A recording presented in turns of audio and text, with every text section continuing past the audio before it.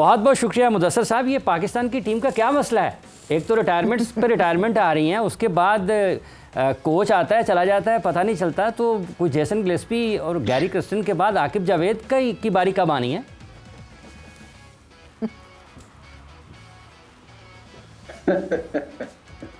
हाफिज साहब आप में से बेहतर जानते हैं, पाकिस्तान में बैठे हैं, हमारा निज़ाम 1952 से ऐसे ही चलता है। और जहाँ तक जेसन गिलेस्पी की बात है, बड़ी उसके साथ ज्यादती हुई है। मेरे ख्याल में जब आप किसी को एक टेन्योर देते हैं तो उसको पूरा करना देना चाहिए था, लेकिन बार बार उसको मैसेज ये दिया जा रहा था इनडायरेक्टली कि आप चले जाएं। तो फाइनली बेचारा चला गया और उसने अच्छा किया अपने लिए कि नहीं, सारा टीम के साथ चाहे आपकी कोई सही ना हो, सिर्फ आप दूसरों की सिलेक्शन पे टीम को चलाएं, तो फिर ये बजा नहीं कि आप कोच रहे हैं। बिल्कुल, बहुत सारी इस तरह की चीज़ें थी, मुसलसल वो कहते भी रहे I am a day to day strategist Kamran. But हम जब भी पाकिस्तान क्रिकेट की बात करते हैं, कोई भी बड़ा इवेंट जब करीब होता है तो होश पोश हुआ होता है मामला सारा। सिलेक्टर्स तब्दील हो रहे होते हैं, कोचेस तब्दील हो रहे होते हैं, कैप्टनसी में चेंजेस आ रही होती हैं। एक बड़े इवेंट से पहले there is always a chaos in Pakistan cricket. जी, सबसे पहले तो मुदस्सर भाई को सलाम और आपको सलाम। अस्सलाम वालेकुम। वालेकुम सलाम। अच्छा देखिए, ये आवाज मुझे वापस आ रही है कुछ।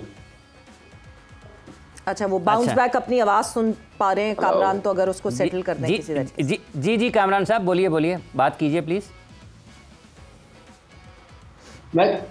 देखिए, ये तो पाकिस्तान टीम में आपको पता है कि पिछले 2 साल से ऐसे ही चलता हुआ आ रहा है। कोई कोच आ रहा है तो अपना टेन्योर पूरा नहीं कर रहा, लेकिन मुझे ऑनेस्टली बताऊं कि मुझे बड़ा अफसोस हुआ है। देखिए, वो एक छोड़ना एक अलग बात होती है, पर्सनल रीजन होते हैं, लेकिन जिस वजह से वो छोड़ के जा रहे हैं वो अच्छा साइन नहीं है हमारे लिए, पाकिस्तान की क्रिकेट के लिए। ऐसे फिर कोई भी नहीं आएगा पाकिस्तान को कोचिंग करने के लिए पाकिस्तान के सिस्टम में, तो ये अच्छी मेरे ख्याल से रवायत नहीं है। और जो भी हेड कोच आता है उसकी डिमांड होती है वो अपनी टीम लेके आता है। हमने 14-15 साल ड्रेसिंग रूम शेयर किया, चाहे वो लोकल हो वो अपनी टीम लेके आता है, चाहे वो इंटरनेशनली कोई भी आया वो अपनी टीम लेके आता है। वो ये सारी चीज़ें होती हैं और उसको प्रोवाइड करनी चाहिए। एज अ बोर्ड आपको पूरी सपोर्ट करनी चाहिए। तो इतने बड़े प्लेयर्स आए हैं, इतने बड़े कोच भी हैं, तो आप उनके साथ मेरे ख्याल से अच्छे तरीके से चलना चाहिए था, टेन्योर पूरा करना चाहिए था। ये अच्छा साइन नहीं है मेरी नज़र में। अच्छा मुडी पाजी, ये जो मसला है कि हम मुद्दत पूरी नहीं कर पाते हैं पाकिस्तान में, ये क्यों है? मतलब अभी ये गैरी क्रिस्टन और जेसन गिलेस्पी आए हैं, ये क्या वजह हुई है? क्योंकि आगाज़ तो बड़ा अच्छा था कि कप्तान भी यही बनाएंगे।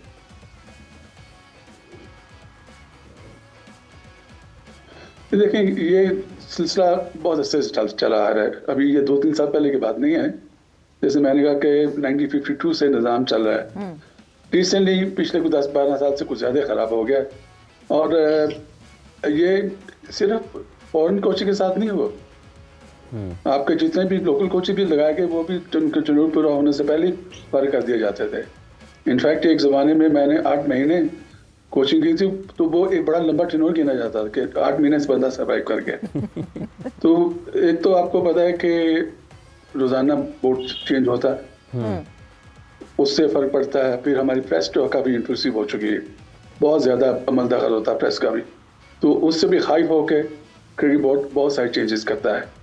तो ये निज़ाम काफ़ी देर से चलता आ रहा है। जब तक कि आप इसको थोड़ा चेंज नहीं करेंगे निज़ाम को, उसके बाद नीचे आपके बात कर सकते हैं कुछ कोचेज़ की, टीम प्लेयर्स की या कैप्टन्स की। पहले तो निज़ाम चेंज होना चाहिए। जो इतने सालों से 17 साल से ये निज़ाम चला आ रहा है कि पहले प्राइम मिनिस्टर के पास, फिर प्रेसिडेंट के पास, वहाँ से अपॉइंटमेंट होती है चेयरमैन की, इसको चेंज होना चाहिए। क्योंकि जब से अगर आप इलेक्ट होकर सही तरह से नहीं आते वहाँ, ये एक शाम सा इलेक्शन तो होता है, वो 2 बंदे नॉमिनेट करके, नहीं ऐसे नहीं, प्रॉपर एसोसिएशन के थ्रू जो इलेक्शन हो और आपको 3 साल का टेन्योर मिला हो तो आप आए तो आप सारा सुख और का सांस लेके डिसीजन ले सकते हैं। Not like you are looking over your shoulder all the time के अभी इस्लामाबाद से मैसेज आया, अभी इस्लामाबाद से मैसेज आया और आपको फारिग करेंगे।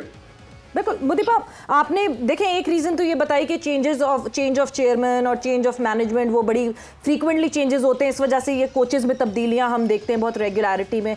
बट जो मीडिया की आपने बात की है कि मीडिया का इन्फ्लुएंस की वजह से भी होते हैं, दुनिया भर में मीडिया का इन्फ्लुएंस होता है, ये पाकिस्तान क्रिकेट बोर्ड मीडिया के इन्फ्लुएंस के इतने अंडर प्रेशर क्यों आता है और क्यों मीडिया डिक्टेट करती है पाकिस्तान क्रिकेट को? क्योंकि मीडिया के कहने पे बहुत प्रेशर आ जाता है इनका, जिन्होंने लगाया होता है, तो वो बहुत बड़ी जल्दी फिर इसको चेंज कर देते हैं। ये कोई इंडक्शन की बात नहीं है, ये मतवातर होता जा रहा है और होता रहेगा और होता रहेगा। कामरान साहब, आप भी मुख्तलिफ टेलीविज़न चैनल्स पर अपने ख़यालात का इजहार करते हैं, आप अपने डिजिटल पर भी बातचीत करते हैं, आपको लगता है वाक़तन ये इतना ज़्यादा असर होता है? और इसका एक फिर ये तो नहीं है कि बोर्ड ने चूँकि गलत फ़ैसला किया होता है फिर उनको वापस आना पड़ता है, तो मतलब दो चीज़ें अगर गलत करेंगे तो एक ठीक तो नहीं उसमें से कर सकते आप फिर?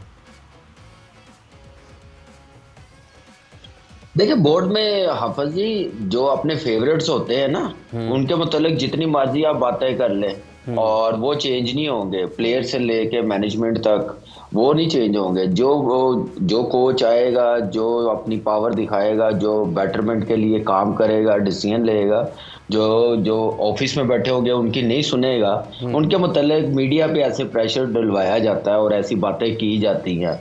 मेरा नहीं ख्याल कि आप प्रोफेशनल बोर्ड हो और प्रोफेशनल टीम आप रखें तो वो उसको कोई इतना प्रॉब्लम होगी मीडिया की तरफ से। हर देखिए, दुनिया में मीडिया डोमिनेट करता है। आप देखें इस वक्त हिंदुस्तान का क्या हाल हो रहा है, कैसे कर रहे हैं, लेकिन उनकी आप देखें चेंजिंग ऐसी देखते हैं आप, थोड़ा सा होता है, लेकिन ये नहीं होता कि आप टोटली चेंज करना शुरू कर दें। आप अभी रिसेंटली आप देख लें, कोचेज जैसे गए, आप सिग्नल ऐसा दे रहे थे, आप उनकी अथॉरिटी ख़त्म कर रहे थे, प्लेइंग 11 में सिलेक्शन में अथॉरिटी ख़त्म कर रहे थे। इसका मतलब ये है कि आपको एक कोई चीज़ ऐसी अच्छी बता देता, वो इम्प्लीमेंट हो जाती है, कामयाब हो जाती है, फिर उसकी बातें मानना शुरू कर देते हैं। तो यही चीज़ें हैं जो नुकसानदेह हैं। तो एक मेरे ख्याल से कंसिस्टेंट आपको करना पड़ेगा, टर्नओवर देना पड़ेगा, ग्रास रूट लेवल पे देना पड़ेगा। मुझे याद है मुदस्सर भाई एकेडमी के हेड होते थे, पाकिस्तान टीम के भी रहे, चले इतना लंबा वो चेंज आप जैसे कह रहे हैं नहीं रहते थे, लेकिन एटलीस्ट 2-2 साल 3-3 साल तो रहते थे, काम तो करते थे, एकेडमी के हेड करते थे, अंडर 19 में करते थे। आप देखें जूनियर लेवल पे आप मोहम्मद यूसुफ को आपने कोच बनाया अंडर 19 का, सारी जूनियर लेवल उनके अंडर दी है। मैं पिछले 3-4 टूर देख रहा हूँ ऑस्ट्रेलिया में भी अंडर 19 के वर्ल्ड कप के बाद, हर टाइम कोई दूसरा कोच जा रहा होता है। कैसे लड़के काम करेंगे जब तक आप एक बंदे के हाथ टीम नहीं देंगे?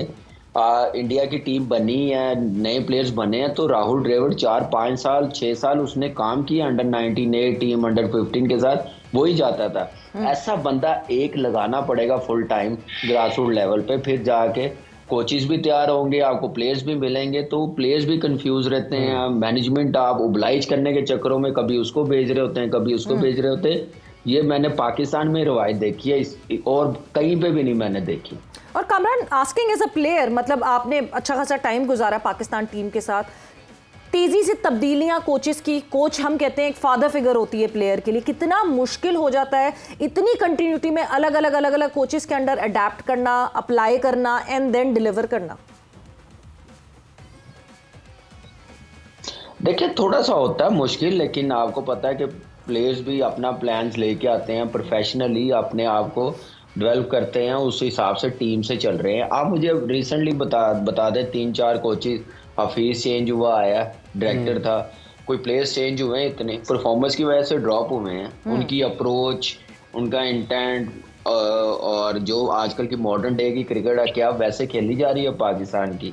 नहीं, क्योंकि यहाँ पे एक सडन जो पाकिस्तान की क्रिकेट को मैं समझ रहा हूँ अपने तरीके से चलाया जा रहा है, प्लेयरों की तरफ से पावर अपनी दिखाई जा रही है, वो नुकसानदेह। ये अभी नहीं, ये जो चीज़ जो ये प्लेयर्स की मैं बात कर रहा हूँ ना, ये 5-6 साल से मैं वो नहीं, वो एक रट लगाई होती, मैं नहीं सुनूंगा, बच्चों वाली जिद, जब मैंने किसी की नहीं सुननी, मैंने करनी अपनी है, जो मुझे चाहिए प्लेयर्स, जो जिस टाइप की मैंने क्रिकेट खेलनी है मैंने वैसे ही चलानी है, बस उस चीज़ में हम लोग रहे हैं। और ऊपर से हमारी जो मैनेजमेंट थी उस वक्त, चाहे चीफ सेलेक्टर हो, चाहे हेड कोच हो, चाहे आपके चेयरमैन हो, उन्होंने पूरी अथॉरिटी दी हुई थी और फ्रीडम दिया हुआ था, जिसकी वजह से पता नहीं चल रहा था।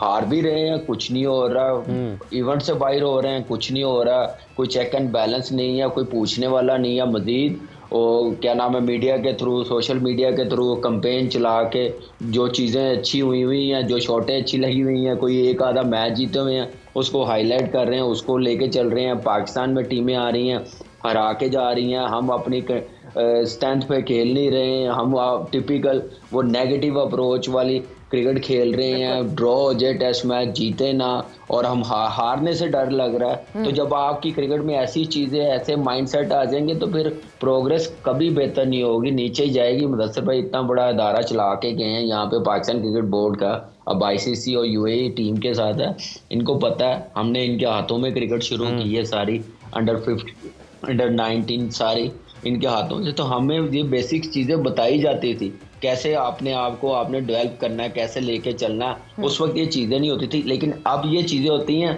कि पहले अपना करो, टीम का बाद में सोचो। ये चलता हुआ आ रहा 5-6 साल, ये चलता हुआ आ रहा है।